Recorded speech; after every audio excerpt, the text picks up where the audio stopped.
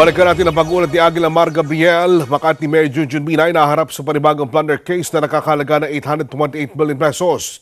Mar. Yes, Onin, panibagong plunder case ang isinampa ni Attorney Renato Bundal sa Office of the Ombudsman laban dito kay Makati City Mayor Erwin Junjun Binay. Kaugnay ito ng umano'y maanumalyang kontrata na pinasok ng alkalde sa dalawang bogus na IT service provider ng City Hall na Codeworks.ph Incorporated at Powerlink.com Corporation na nagkakahalaga ng 828 million pesos. Ayon kay Bundal, ang naturang mga kumpanya ay pinapatakbo ng parehong mga individual na nagsisilbing dami ng pamilya Binay, gaya na lang ni Jerry Limlingan. Nagsimula daw ang pagbibigay ng kontrata sa mga ito noong 2008 hanggang 2014, pero ni minsan daw ay hindi nagbigay ng serbisyo ang mga ito.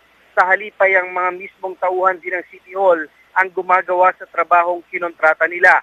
Bukod kay Junjun Binay, kasama rin sa kinasuhan ni Bundal ang 11 opisyal ng naturang mga kumpanya. Patuloy din daw ang pagkalap nila ng mga ebidensya.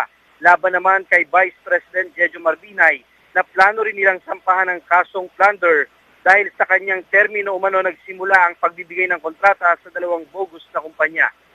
Para sa Eagle News, Mar Gabriel, I'm Juan, 325.